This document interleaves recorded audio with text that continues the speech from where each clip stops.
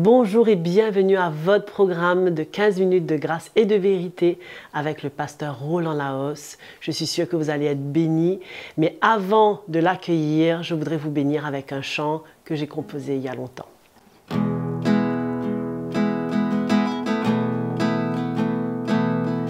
Dans les épreuves autour de moi, Seigneur, mon cœur se tourne vers toi, prêt à entendre ta voix. Quelles que soient les situations et même les persécutions, je reste dans tes voies. À tes pieds, je dépose ma vie. Mes faiblesses à tes yeux ne sont rien, ne sont rien. Je veux être un témoin de ton amour, te servir avec un cœur pur, te rendre gloire, car tu m'as sauvé, tu es notre berger, tu es notre berger, tu es notre berger, tu es notre berger.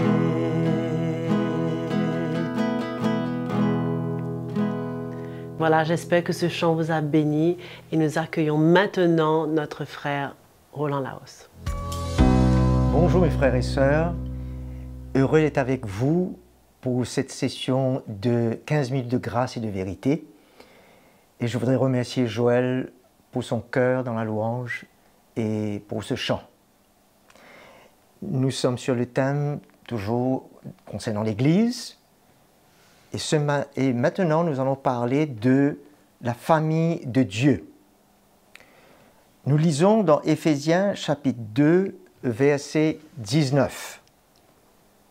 Ainsi donc, Paul nous dit, « Vous n'êtes plus étrangers, ni des gens de passage, mais vous êtes concitoyens des saints, membres de la famille de Dieu. » Alors nous voyons qu'il y a mention, comme nous avions parlé dans les fois précédentes, concernant le bâtiment, l'Église, et maintenant nous voyons la famille de Dieu.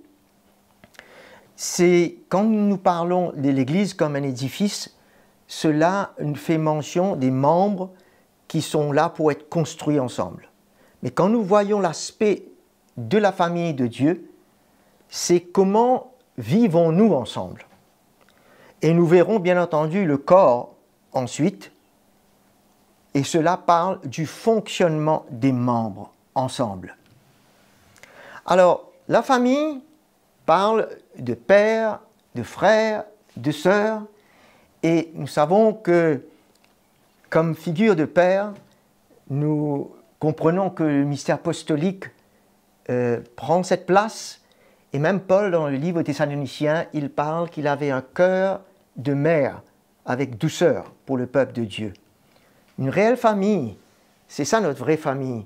C'est vrai que nous avons une famille dans le naturel, mais comme nous avons dit que c'est un miracle, nous sommes spéciaux et uniques, et c'est une famille unique. Et nous apprécions d'être dans la famille de Dieu et d'être des frères et sœurs pour se soutenir et prendre soin les uns des autres. Comme cela nous a été dit, nous avons déjà vu dans la première session, dans Jean chapitre 1er, verset 12, à tous ceux qui l'ont reçu, elle a donné le pouvoir de devenir des enfants de Dieu, nés dans cette famille spirituelle. Alors, il y a l'aspect d'enfant, mais il y a l'aspect aussi de fils et de filles. Cela parle bien entendu d'une étape de maturité dans laquelle nous rentrons et que nous grandissons dans l'esprit et dans la foi. Nous pouvons lire dans 2 Corinthiens 6, 18. Alors, Au verset 18, Dieu dit « Je serai pour vous un père, et vous serez pour moi des fils et des filles, dit le Seigneur Tout-Puissant. » C'est ce qu'il s'attend, c'est que nous puissions arriver à cette maturité, que nous soyons des fils et des filles pour notre Père céleste.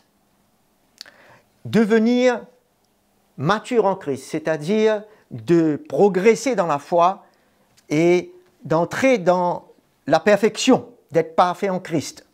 Paul nous parle de cela dans Colossiens 1, versets 28 et 29.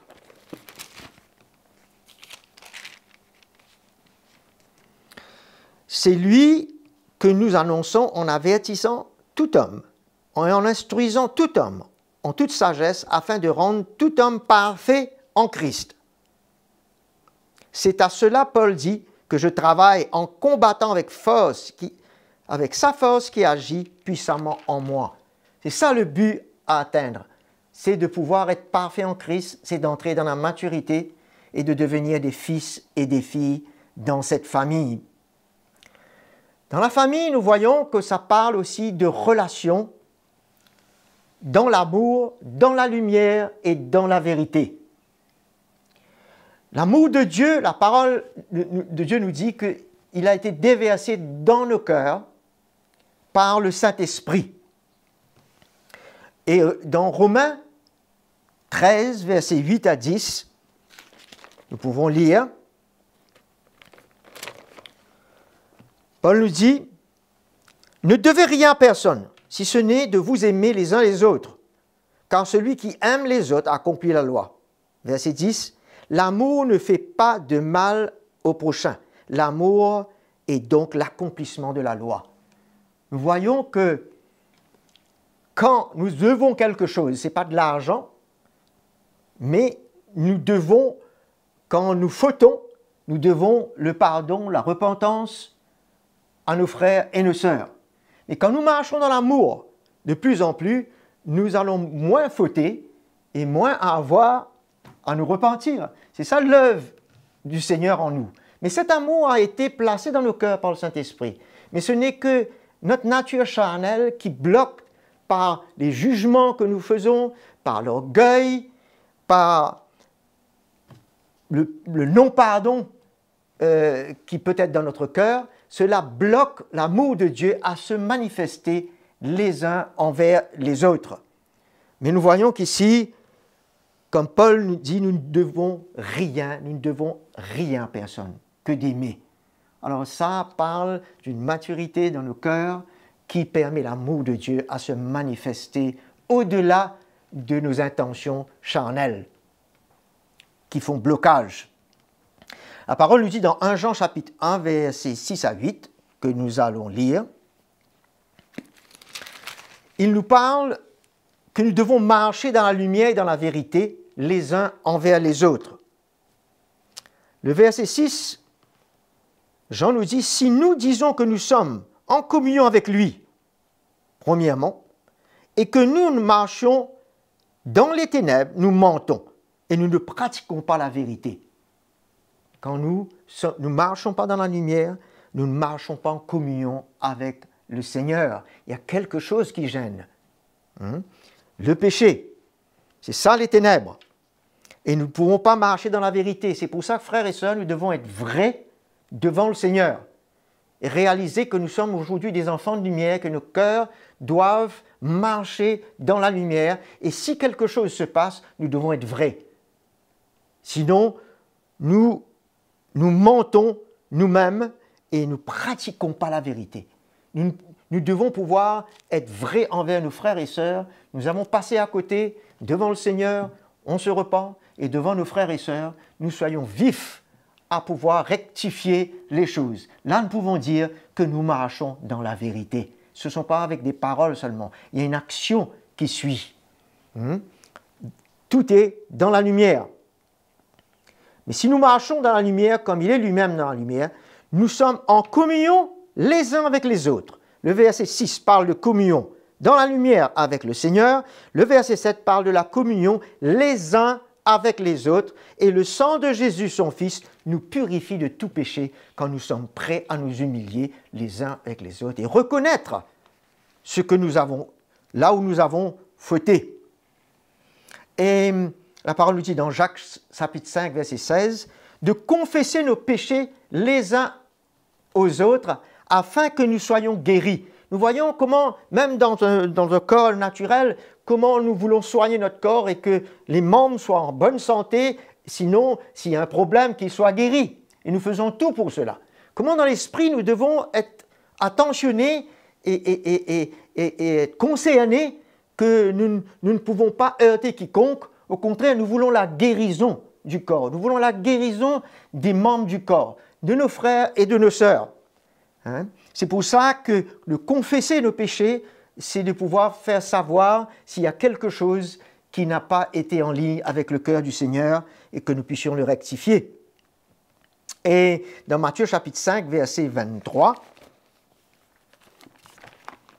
et 24, à cet effet, il nous dit, si donc tu présentes ton offrande à l'autel et que là tu te souviennes que ton frère a quelque chose contre toi, tout à coup, il y a quelque chose à être fait dans la vérité, dans la lumière.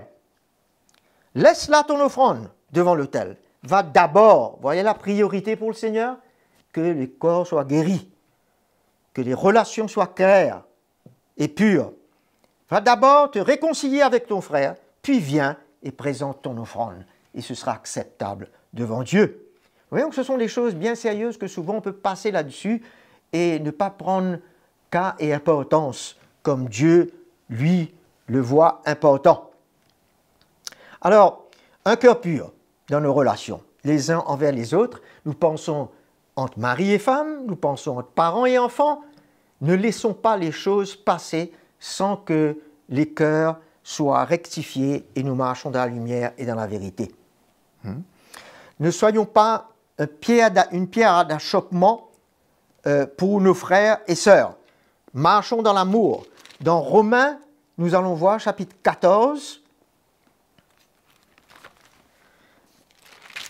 Il nous dit au verset, ça parlait de ceux qui ne respectaient pas les faibles.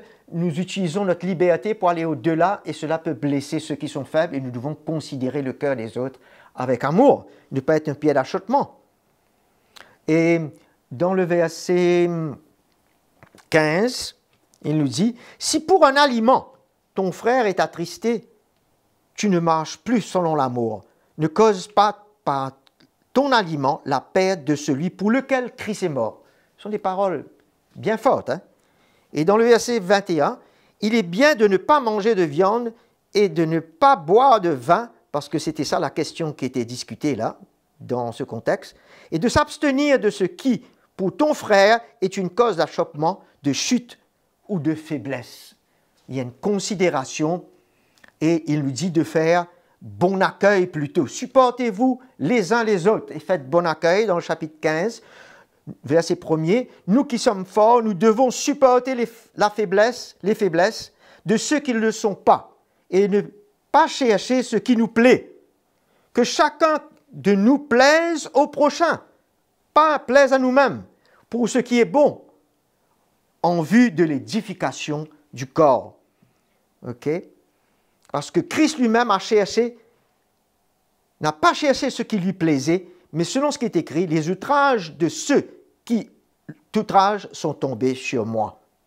Dans le verset 5, que le Dieu de patience et de compassion vous donne d'avoir une même pensée les uns à l'égard des autres dans la famille, selon Christ Jésus, afin que d'un commun accord, d'une seule voix, vous glorifiez le Dieu et Père de notre Seigneur Jésus-Christ.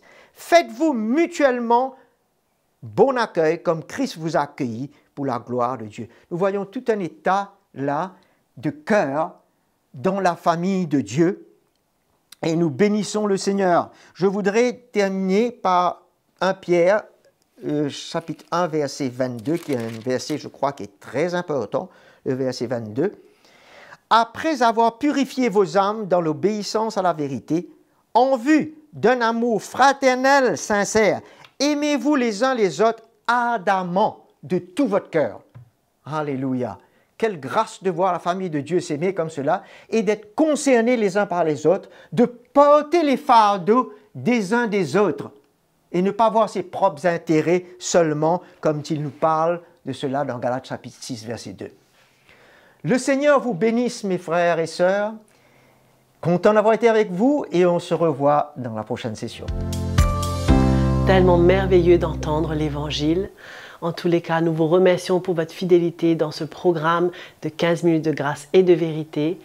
N'oubliez pas de vous abonner à notre page YouTube CTMI. Et si vous avez des questions, des commentaires ou un témoignage, l'adresse est sur votre écran. En tous les cas, nous nous reverrons très bientôt.